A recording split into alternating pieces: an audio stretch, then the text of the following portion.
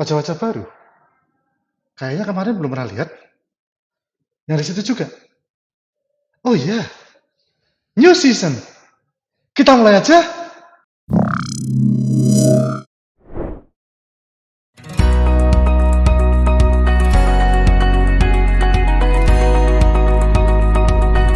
Assalamualaikum warahmatullahi wabarakatuh. Bertemu lagi dengan saya. It's a new season. Alhamdulillah. Di video kali ini kita akan membahas mengenai kontrak kuliah kita untuk tahun ajaran 2021-2022. Sebentar, saya geser dulu biar ada space di sebelah. Nanti kalau ada tulisan bisa muncul di sini. Di video kali ini ada 5 hal yang akan kita bahas untuk mempersiapkan diri menuju perkuliahan Multimedia Design tahun 2021-2022, yaitu learning outcome, bentuk kuliah, materi kuliah, komponen penilaian, dan yang terakhir adalah aturan terkait presensi. Jadi, setelah 1 semester, apa sih yang menjadi target learning outcome dari kuliah ini? Ada 3. Yang pertama adalah harapannya mahasiswa bisa memahami fungsi multimedia dalam meningkatkan kualitas produk akhir. Yang kedua, mahasiswa juga bisa memahami bagaimana cara mendesain atau merancang multimedia untuk dapat meningkatkan kualitas produk secara optimal. Yang terakhir, diharapkan mahasiswa mampu mendesain sekaligus mengembangkan aplikasi yang nantinya terintegrasi dengan multimedia. Nah, tentunya untuk mencapai ketiga target tersebut, kami mencoba menyusun perkuliahan yang insya Allah akan dilaksanakan dalam 16 pertemuan.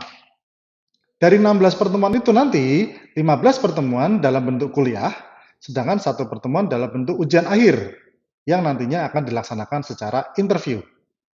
Dari 15 pertemuan kuliah, 7 akan ditawarkan dalam bentuk offline atau tatap muka, sedangkan 8 sisanya akan ditawarkan dalam bentuk murni online.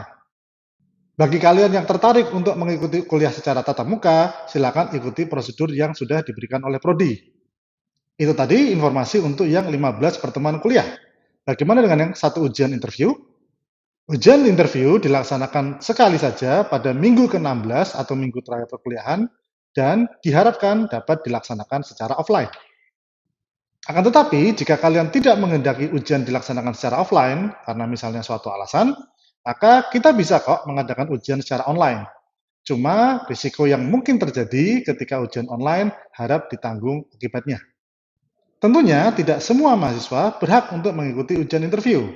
Ada syarat 75% presensi yang harus dipenuhi. Nah, biar nggak bingung, biar clear, biar semuanya jelas, apa sih yang dimaksud dengan 75% presensi? Jadi, dari 15 pertemuan sebelum ujian, 75% berarti kalian hanya boleh bolos maksimal 3 kali saja. Lebih dari itu, maka otomatis tidak memenuhi syarat presensi, sehingga tidak bisa ikut ujian interview. Sehingga pesan saya, pastikan selalu hadir kuliah. Atau kalau memang tidak bisa hadir, pastikan kalian melakukan proses izin dengan benar. Oke? Lalu, bagaimana bentuk kuliah kita lebih resminya lagi? Bentuk kuliah kita nanti secara umum akan seperti tahun lalu, di mana kita melakukan pendekatan project based atau project based learning. Artinya apa? Artinya dalam perkuliahan kita akan pelan-pelan membangun proyek kita, mulai dari minggu kedua sampai minggu ke-16. Sehingga kita akan melihat perjalanan proyeknya, mulai dari sebuah ide, menjadi sebuah konsep, desain, hingga akhirnya berbentuk aplikasi. Terkait penyampaian materi, sama seperti tahun lalu, materi bisa disampaikan melalui video atau melalui modul. Lalu bagaimana dong dengan yang pertemuan offline maupun online? Nah, kalau pertemuan online atau offline, materi tidak akan disampaikan terlalu banyak. Kalaupun ada, dia hanyalah rangkuman dari materi-materi yang sudah disampaikan di video maupun di modul. Sehingga bisa dikatakan materi utama justru bukan yang ada di pertemuan secara online maupun offline, tapi justru yang ada di video dan modul. Sehingga pastikan kalian menonton videonya atau membaca modulnya. Terus nggak guna dong pertemuan online maupun offline-nya? No, bukan seperti itu juga. Dalam pertemuan online dan offline, harapannya kita akan lebih banyak melakukan diskusi.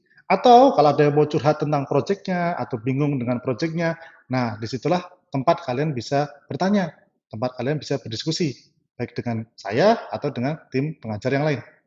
Jadi, seperti tahun lalu, manfaatkan semua jalur untuk mendapatkan materi. Tonton videonya, baca modulnya, dan manfaatkan diskusinya. Untuk pertemuan online maupun offline, insya Allah akan dilakukan dengan durasi 90 menit. Itu pun kita lihat animonya dari minggu ke minggu. Jadi bisa saja bertambah atau malah justru berkurang. Tapi kayaknya nggak mungkin lebih dari 90 menit ya. Ya, nggak mungkin lebih dari 90 menit. Terus kalau waktu 90 menit kurang gimana dong? Nah, di situ kalian bisa mencoba untuk mengontak kami, baik saya maupun tim pengajar yang lain. Kemudian kita bisa cari waktu kapan untuk diskusi, baik itu mungkin secara personal, secara grup, atau mungkin kelas kecil. Atau cara lainnya, kalian boleh kok masuk ke kelas yang lain. Jadi misal anak kelas A masuk ke kelas B, boleh-boleh aja. Kelas B masuk ke kelas C, atau kelas C masuk ke kelas A, it's okay. Jadi dalam kuliah kita, saya tidak membatasi kelas. Siapapun boleh masuk ke kelas manapun. Jadi dengan kebebasan ini diharapkan ya kalian bisa lebih maksimal dalam mengikuti kuliah. Jadi bagi yang memang merasa butuh untuk bertemu lebih banyak daripada 90 menit, tadi ada jalur di luar kuliah, kontak saya atau tim pengajar yang lain, dan ada jalur untuk masuk ke kelas yang lain.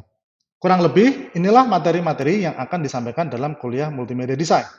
Jika kalian ingin tahu jadwal yang lebih detail, saya menyarankan kalian buka ke e-learning, cari di situ ada file namanya Plan Multimedia Design 2021-2022. Nah, silakan. Di situ sudah tertulis dengan jelas jadwalnya. Lalu, bagaimana saya dinilai dalam kuliah ini? Dalam kuliah multimedia design, ada 4 komponen yang nantinya akan menentukan nilai akhir kalian, yaitu presensi, final report, pitching plus product, dan yang terakhir, ujian interview.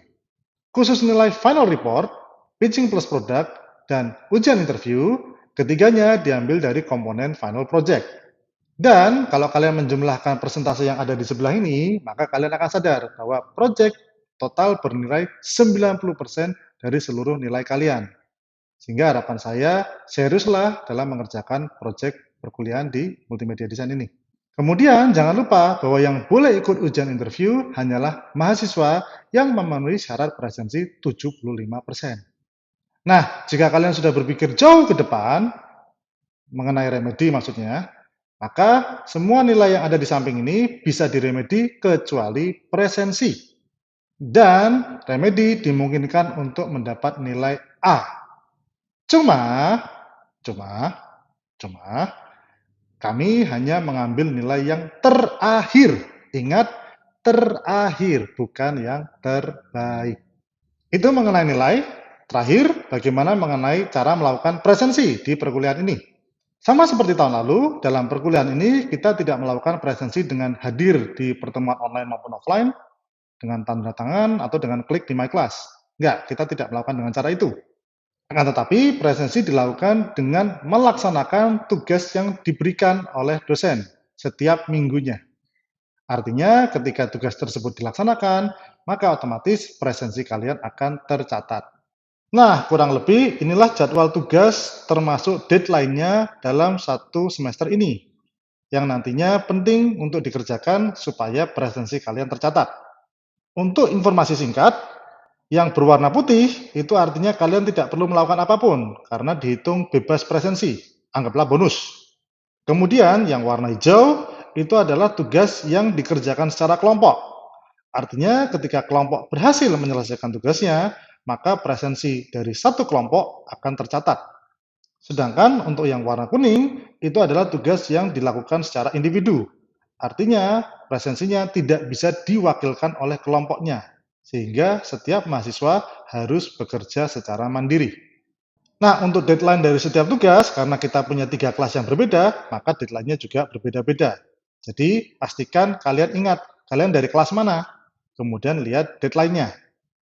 Kalau masih ada yang tanya ini jam berapa, maka saya perjelas deadline dari semua tanggal ini adalah pada jam 12 siang WIB. Pengecualian ada pada minggu ketiga dan minggu ketujuh, yang keduanya deadline-nya sesuai dengan jadwal kelas masing-masing.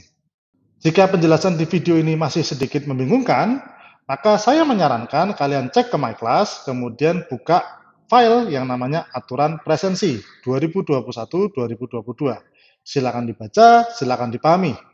Kalau masih bingung, silakan kontak dosen atau tim pengajar yang lain untuk mendapat kejelasan lebih lanjut. Kurang lebih itu yang bisa saya sampaikan terkait kontrak kuliah 2021-2022 pada mata kuliah Multimedia Design. Harapan saya, kuliah ini akan menjadi kuliah yang fun dan juga interaktif selama 1 semester ke depan. Kurang lebih itu saja yang bisa saya sampaikan. Sukses untuk perkuliahan baru ini selama 1 semester ke depan. Terima kasih. Assalamualaikum warahmatullahi wabarakatuh. Aduh, hari-hari perjuangan bikin video, deadline video. Aduh. Tuh, masih nge-record.